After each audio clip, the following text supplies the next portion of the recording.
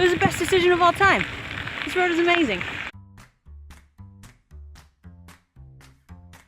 Hey guys, I am in a town called Snool, which is in the Karachi province, but I'm on my way to Mondolkiri, which is the furthest east you can go in Cambodia, out by the Vietnamese border, and things are getting really rugged, things are getting really kind of wild out here. So since it's been about 4 days since I left Phnom Penh, I wanted to kind of let you guys know what's been going on and talk about some of the just funny stories that have happened to me along the way, because a lot of really wacky stuff's been happening. I went to Phnom Penh on May 21st. I got to Phnom Penh, intending to get my bike tuned up and get a new visa. So I have a business visa in Cambodia right now, and you can extend it for 6 months. I thought it would take like 4 days maybe. It took 9. I had to wait in Phnom Penh for like 10 days. So on that Thursday, I got up, headed out. It was supposed to be about 120 kilometers to a town called Kampong Cham. I was heading from Phnom Penh to Kampong Cham in 1 day. And I got about 30 kilometers outside of Phnom Penh, and I hit the highway after riding on back roads. I hit the highway and I got a flat tire.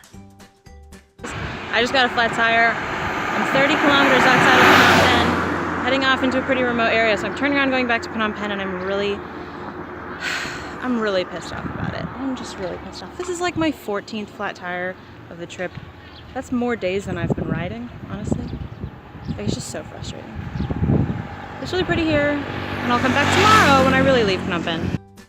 And now, mind you, this is after I spent $85 fixing my bike up and buying new inner tubes. So I thought that the flat tire problem was finished, but obviously I was wrong.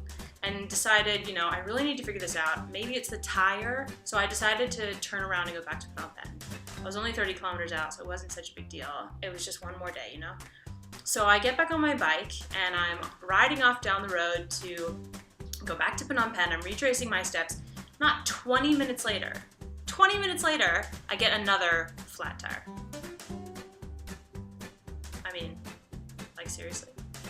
I was so mad. Like, I was just so mad. And not only was I so mad, I was also in the middle of nowhere. Like, on my left-hand side, if you can imagine it, it's just rice fields. As far as the eye can see, until way in the distance, you can see the high-rises of Phnom Penh. Way in the distance.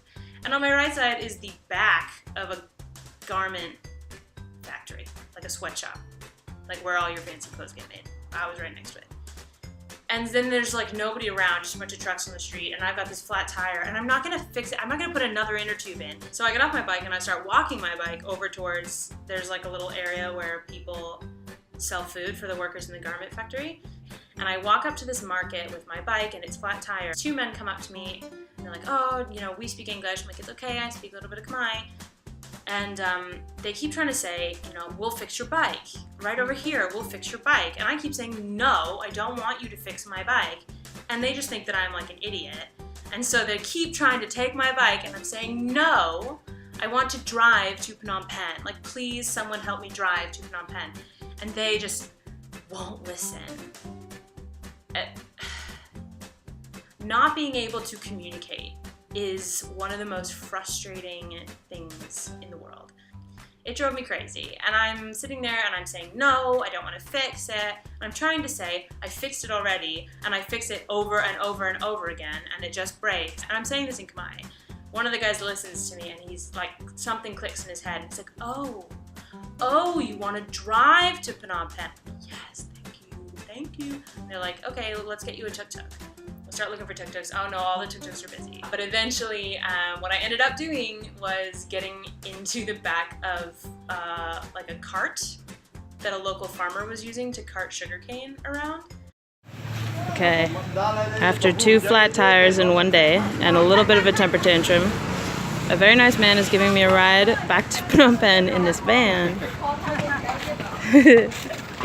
Much to the amusement of all the people that work at this garment factory that I'm outside of, in the middle of nowhere.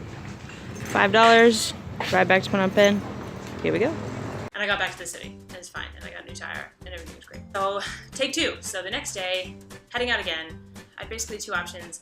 One of them was you could take the highway all the way out to this other highway that goes back up and loops around to a third highway that goes to Kampong Cham. Or I saw on Google that there were 2 side roads that looked like they connected, that looked like they would go to Kampong Cham.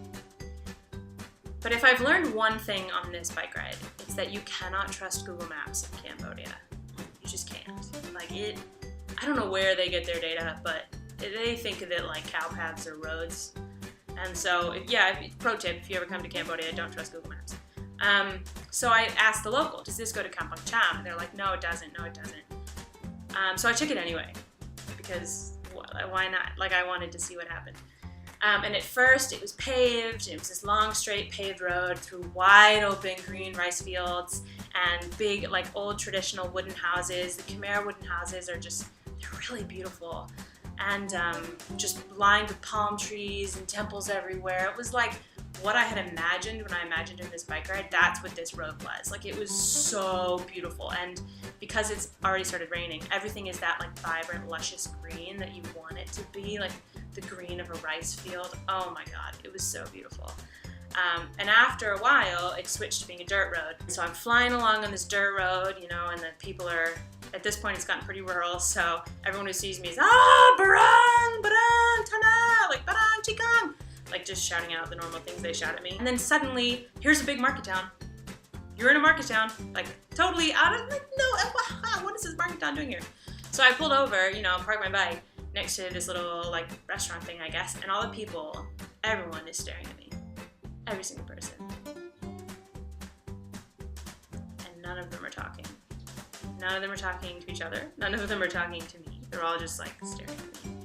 So I just kind of like take my camera out, start walking around a little bit, like go and take some pictures of the river nearby. And then I get back to my bike, and now like a crowd has kind of gathered, not really, like 6 or 7 guys and one little girl. And finally one of them says something to me like, Tana, like, where are you going? And I reply in Khmer where I'm going, and then you could see all their faces just like light up, like, oh, she speaks Khmer, which I don't, not really, but I kind of do. So we proceed to have like a flustered half conversation, and they ask me all these questions which I can't understand, and a few that I can, and so I reply and everything. It was just so funny to watch this town kind of open up. In rural Cambodia, people tend to get a little bit frightened if I stop. If I don't stop, it's all like, hey, oh my god, Barang, ha, ha, ha, like just screaming at me. And the minute I stop my bike, it's like,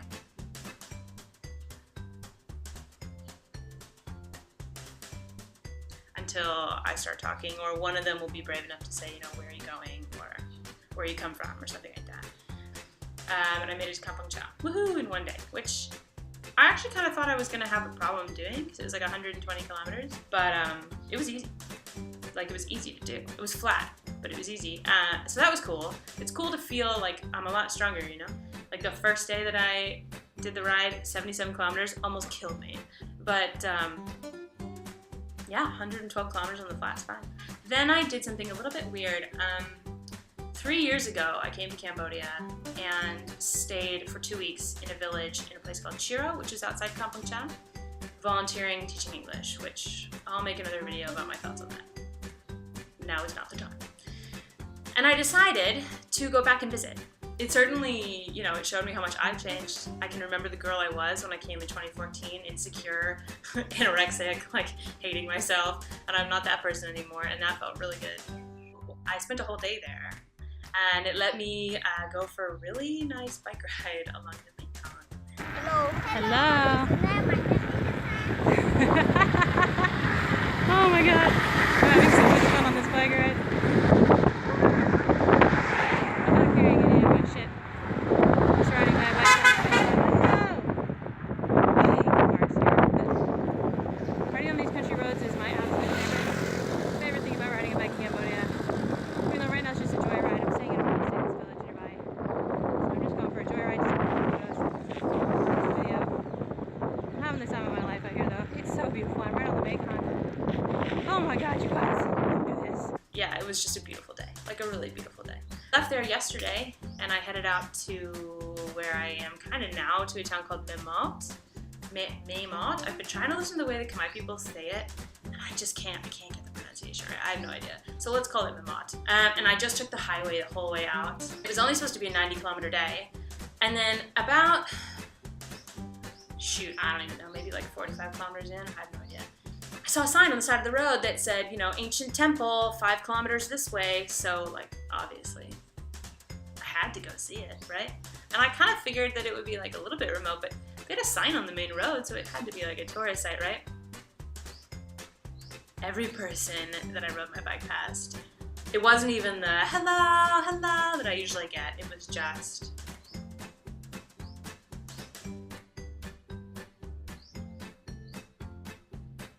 stares, like just stares from every single person. It was, I told you, things are getting more remote out here. They don't see as many tourists. I won't say that they were afraid of me. I don't know what emotion they were feeling, but it resulted in just this like silence. It was pretty kind of wacky. But I rode the 5 kilometers back there, and then it was like an ancient temple.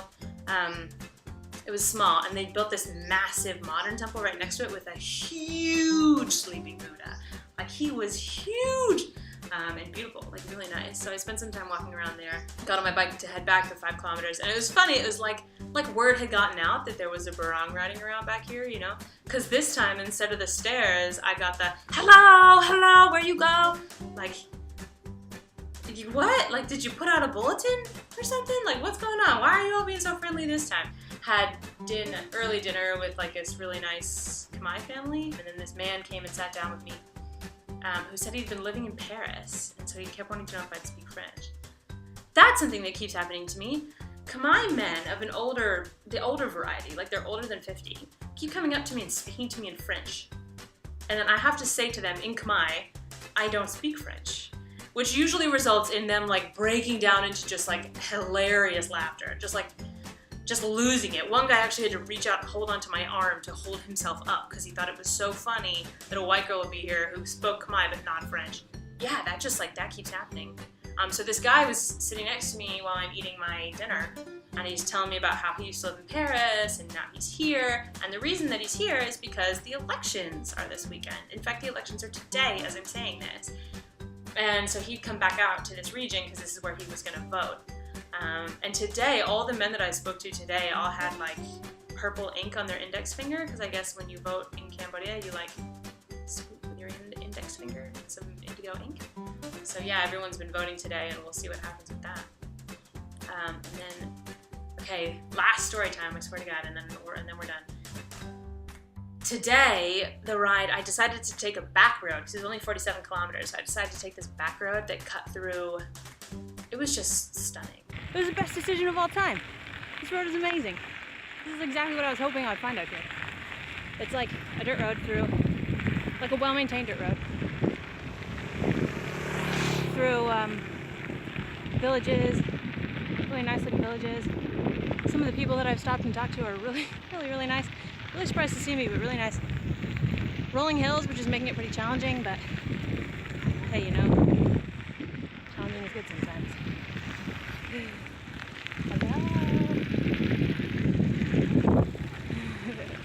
is so much fun. Yeah, I'm like meandering because I'm making this video. I hope that worked. Seriously, bike touring is the best way to see a country. Seriously, the best way. I'm having so much fun today. And so now here I am, I'm in Snool, and tomorrow is 120 kilometers, more or less uphill, I think, to a place called Sen Monoram, where I will then rest for a few days and maybe go see some elephants and definitely visit some waterfalls.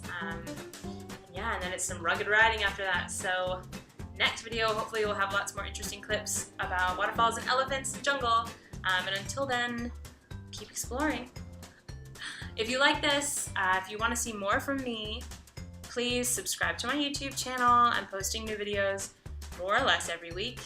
And follow me on Instagram. I post Instagram stories to let you know like what I'm up to and just like the little things that I'm doing and little shots. I post Instagram photos every day. They're really pretty. Read my blog. I tell lots more stories like this, but you have to be able to read. Haha. Or like Twitter or Facebook. Follow me on there. Okay, see you guys next time.